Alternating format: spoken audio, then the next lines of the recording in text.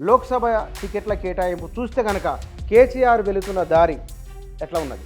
స్వయంకృత అపరాధంతో చేసిన తప్పులనే కేసీఆర్ గారు మళ్ళీ చేస్తున్నారు. అంటే ఎవరు చెప్పేవాళ్ళు లేకనా తను తెలుసుకో ఎందుకు కారణం ఏంటి? జనరల్గా కేసీఆర్ గారు ఏంటంటే ఎవరు చెప్పినా కూడా వింటాడు, విని తను అనుకున్నది చేస్తాడు. ఫైనాన్షియల్ ప్రాబ్లంలో పడ్డాడు, డబ్బులు ఆర్థిక ఇబ్బందుల్లో పడ్డాడు అని నేను అనుకుంటున్నా. 10 సంవత్సరాలు పరిపాలించిన ఒక పార్టీ అధినేత ఆర్థిక కష్టాలు నీరు కూడా ఎట్లా అనుకుంటారు? లిక్విడ్ క్యాష్ లేదు ఆయన దగ్గర. కొడుకు బిడ్డ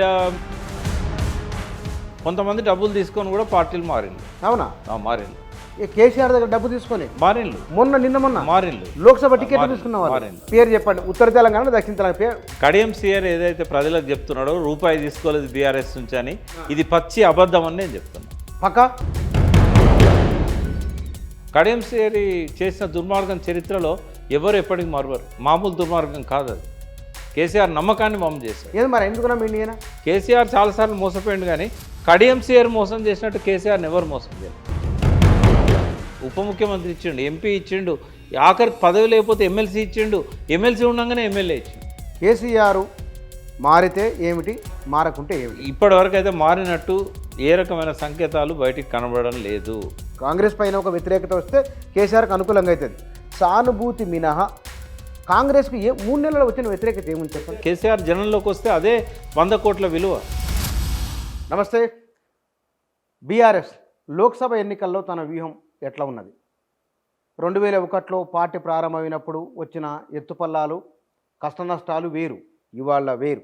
ఆనాటి నుంచి ఈరోజు వరకు, ఈరోజు ఉన్నారా లేదా నాకు తెలియదు, కానీ ఆనాటి నుంచి ఈనాటి వరకు ఆనాడు టీఆర్ఎస్కు ఇవాళ బీఆర్ఎస్కు ఒక గైడెన్స్ ఇస్తున్న వ్యక్తులలో బి ప్రకాష్ గారు ఒకరు. ఒక పొలిటికల్ అనలిస్ట్గా, వ్యూహకర్తగా, చరిత్రకారునిగా చాలా పాత్రలు ఆయనకు ఉన్నాయి. ఈరోజు లోక్సభ ఎన్నికల్లో బీఆర్ఎస్ ఓటమి తర్వాత ఏ వ్యూహాన్ని అనుసరిస్తున్నది, ఎట్లా వెళ్తున్నదో తెలుసుకుందాం. వారు మన దగ్గర ఉన్నారు. సార్ నమస్కారం. నమస్తే. లోక్సభ టికెట్ల కేటాయింపు చూస్తే కనుక కేసీఆర్ వెళుతున్న దారి ఎట్లా ఉన్నది? అంటే ఒక పెను ప్రమాదం జరిగిన తర్వాత, అంటే అసెంబ్లీ ఎన్నికల్లో ఘోర పరాజయం తర్వాత ఎవరమైనా ఎక్స్పెక్ట్ చేస్తాం, కొన్ని గుణపాఠాలు తీసుకుంటారు, తప్పును సవరించుకుంటారు, వ్యూహం మారుతుంది అని అనుకుంటాం. కానీ ఏమాత్రం మారలేదు. స్వయంకృత అపరాధంతో ఎట్లయితే ఆ టికెట్లు ఇవ్వడంలో తప్పు చేసి ఓటమిని పొందిండో, ఇవాళ పార్లమెంట్ ఎలక్షన్లో కూడా వచ్చిన బంగారం అటువంటి అవకాశాన్ని ఉపయోగించుకోకుండా స్వయంకృత అపరాధంతో చేసిన తప్పులనే కేసీఆర్ గారు మళ్ళీ చేస్తున్నారు. అంటే ఎవరు చెప్పేవాళ్ళు లేకనా తను తెలుసుకో ఎందుకు కారణం ఏంటి? జనరల్గా కేసీఆర్ గారు ఏంటంటే ఎవరు చెప్పినా కూడా వింటాడు, విని తను అనుకున్నది చేస్తాడు. బట్ నాకు అనిపించింది ఏంటంటే ఆయన ఫైనాన్షియల్ ప్రాబ్లంలో పడ్డాడు, డబ్బులు ఆర్థిక ఇబ్బందుల్లో పడ్డాడు అని నేను అనుకుంటున్నా.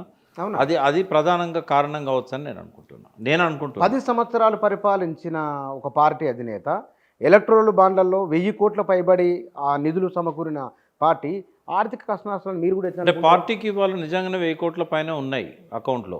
ఎంత ఉన్నాయనేది కరెక్ట్ తెలియదు, బట్ 900 కోట్ల నుంచి 1300 కోట్ల మధ్య ఎంతో కొంత ఉంటుంది.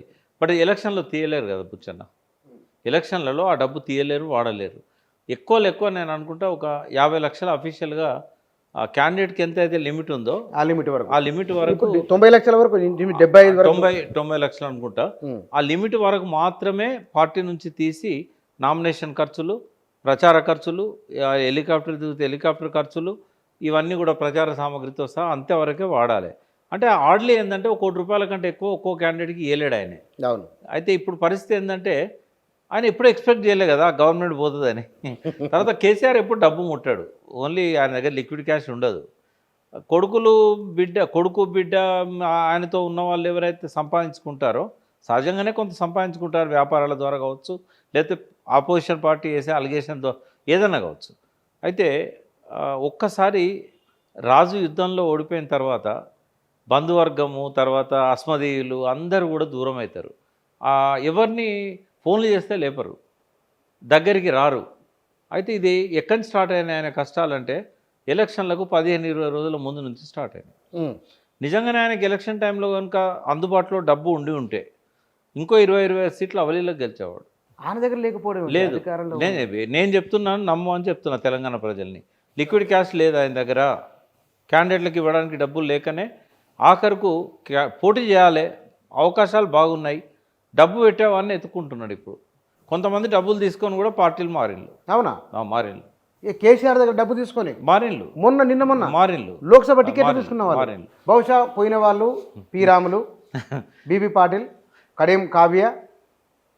నేను అనేది డబ్బు లేని వాళ్ళు పార్టీ మారిళ్ళు, డబ్బు పేరు తీసుకొని చెప్పండి. మారిళ్ళు. ఉత్తర తెలంగాణ, దక్షిణ తెలంగాణ పేరు అంతనే వేసుకుంటారు ప్రేక్షకులు. కేసీఆర్ పట్ల ఎందుకు ఇంత ప్రేమ అభిమానం? ఓ ప్రేమ, పైకి ఆయన అభిమానం. కఠినంగా విమర్శిస్తారు. నేనేమంటున్నా బుచ్చన్న, కేసీఆర్ విజన్ పట్ల నాకు అభిమానం, కేసీఆర్ మంచితనం పట్ల నాకు అభిమానం.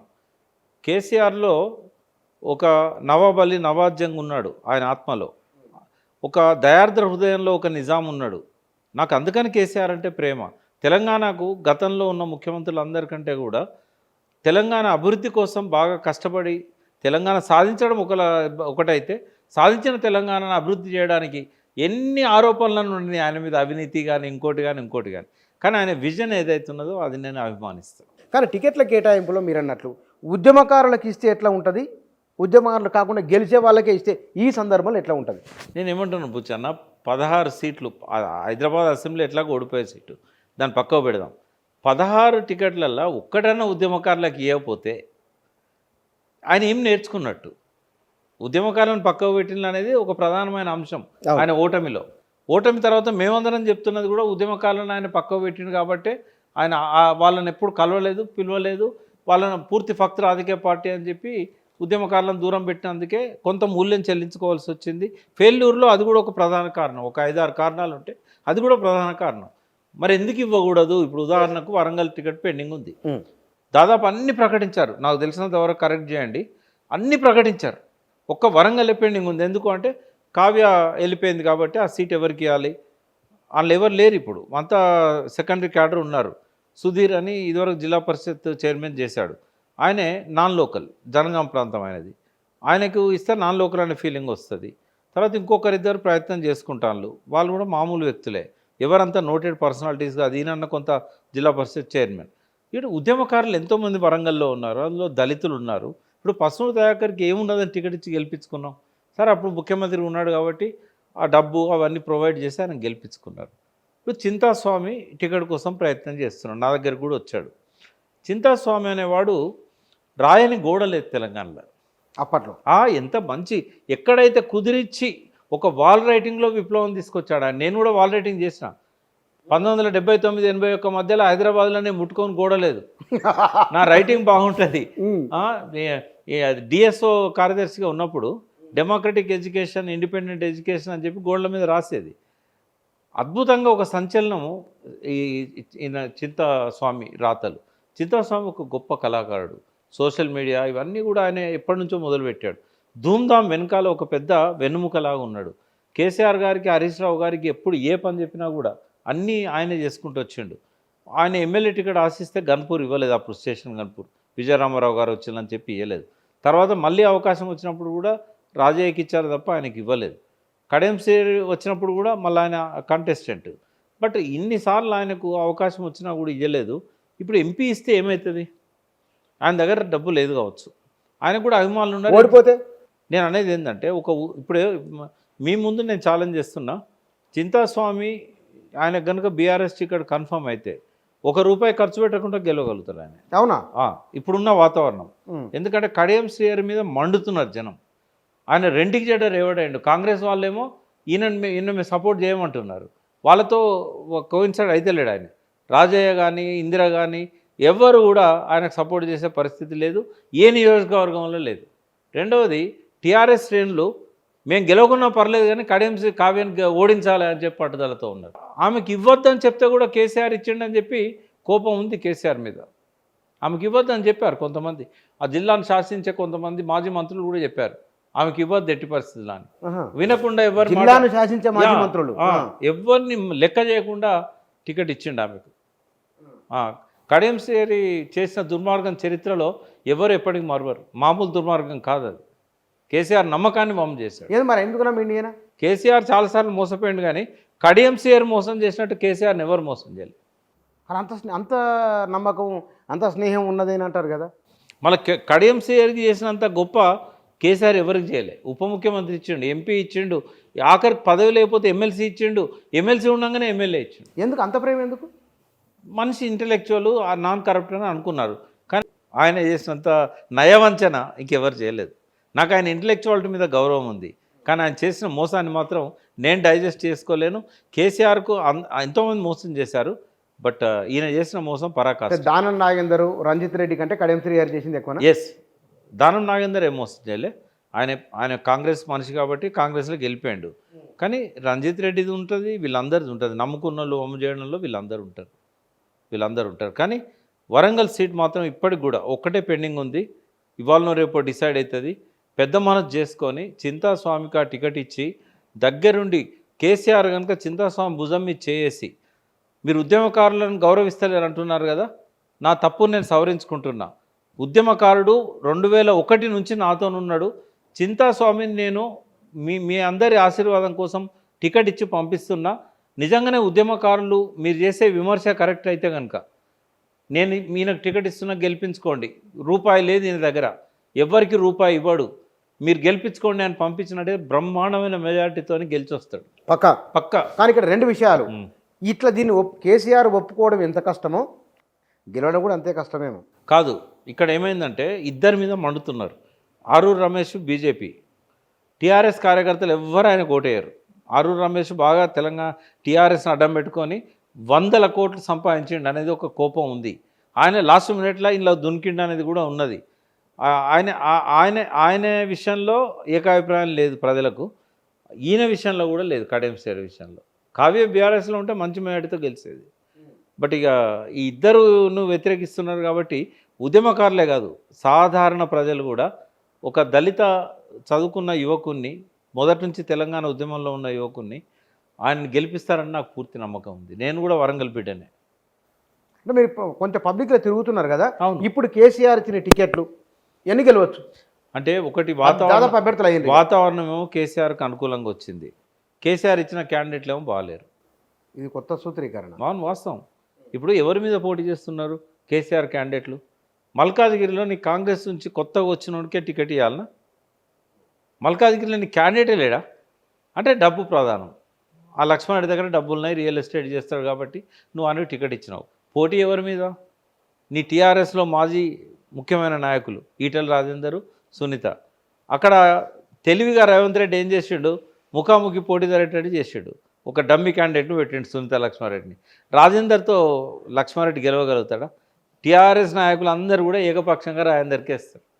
అరే కుత్బుల్లాపూర్ లాంటి కాడ 1,00,000 మెజారిటీ వచ్చిన సీట్ అది. నీకెవరు రాజు కనబడలేదా? మొదటి నుంచి పార్టీలో ఉన్నాడు శంబీపూర్ రాజు. ఆయనకిస్తే ఎంత మంచి మెజారిటీతో గెలిచేవాడు. ఇప్పుడు నువ్వు ముఖం చూడొద్దు అనుకున్న రాజేందరే ఇవాళ పార్లమెంట్గా గెలిచే పరిస్థితి తీసుకొచ్చినావు. అంటే తనకు అనుకూలంగా ఉన్న వాతావరణాన్ని టికెట్లు ఇవ్వడంలో తప్పు చేయడం వల్ల కేసీఆర్ గారు ఉపయోగించుకోలేదు. రాజు పెట్టుకున్నట్టు డబ్బులు, ఆయన రియల్ ఎస్టేట్లో ఉన్నాడు. నీకు కాంగ్రెస్ నుంచి అప్పటికప్పుడు దిగుమతైన వ్యక్తే దొరికిండా నీకు?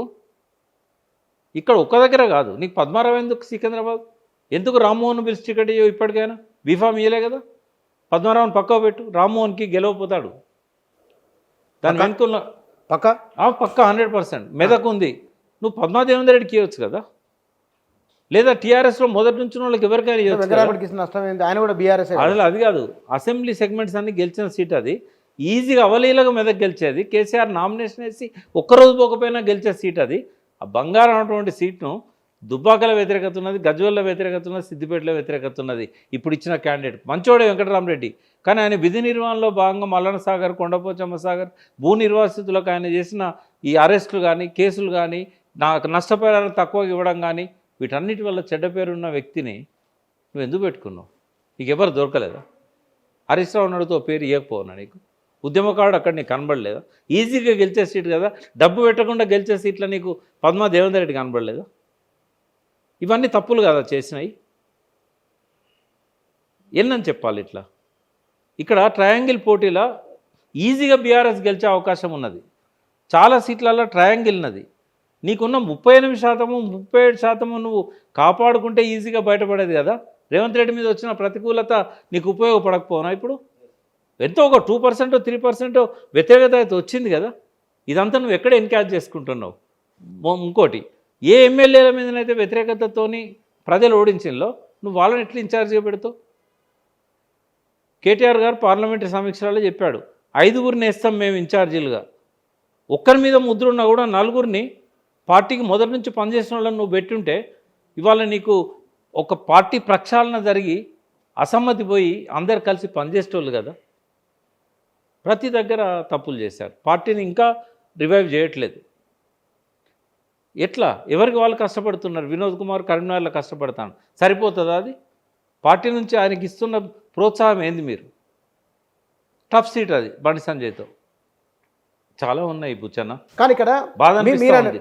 ఒక్కసారి కనుక బీజేపీ వాళ్ళు 5-6 సీట్లు గెలిస్తే కేసీఆర్ ఉనికి కోల్పోయే పరిస్థితి వస్తుంది. రేపు భవిష్యత్తులో ఇద్దరి మధ్యనే పోటీ ఉంటుంది, బీజేపీ అండ్ కాంగ్రెస్ అసెంబ్లీ ఎలక్షన్లలో. ఈ 29లో ఎస్ అంత సీరియస్. ఇప్పుడు బీజేపీ కనుక అప్పర్ హ్యాండ్ అయిందనుకో, డెఫినెట్గా వాళ్ళిద్దరి మధ్యలోనే పోటీ ఉంటుంది. ట్రయాంగిల్ సీట్లలో వచ్చిన అనుకూలతను కేసీఆర్ గారు క్యాచ్ చేసుకోలేకపోతున్నారు. డబ్బు ఒక్కటే కాదు కదా, కేసీఆర్ జనంలోకి వస్తే అదే 100 కోట్ల విలువ. కానీ ఇక్కడ కాంగ్రెస్కు అనుకూలిస్తున్న అన్ని అంశాలు ఏమేమి ఉన్నాయి? అవి వ్యతిరేక అంటే కాంగ్రెస్ పైన ఒక వ్యతిరేకత వస్తే కేసీఆర్కి అనుకూలంగా అవుతుంది. సానుభూతి మినహా కాంగ్రెస్కి 3 నెలలు వచ్చిన వ్యతిరేకత ఏముంది? వ్యతిరేకత ఏమున్నదనంటే చాలామందికి రైతు బంధు పడలేదు, అంటే ఓకల్ సెక్షన్స్ కొంత ఇన్ఫ్లుయెన్సర్స్ పడలేదు. రెండవది ఏంటంటే ఈయన ఏ హామీని కూడా కరెక్ట్గా అమలు చేస్తలేడు. ఇప్పుడు బస్సులు అది కూడా మళ్ళీ హాఫ్ టికెట్ పెట్టమంటున్నాడు. హాఫ్ ఛార్జ్ మహిళలకు ఫ్రీ కాదట, ఇప్పటి నుంచి సగం ఛార్జ్ పెట్టుకోవాలన్నట. మొన్న ఇక్కడ మీటింగ్ అయింది కదా తుక్కుగూడలో, దాని తర్వాత డెవలప్మెంట్ ఏంటంటే బయటికి రాలేదు, ఎక్కడ అది పేపర్లు వచ్చింది, ఫ్రీ బస్ సౌకర్యం కాదు అని అన్నాడు. తర్వాత మహిళలకు 2500 ఇస్తానని అందరు ఎక్స్పెక్ట్ చేశారు.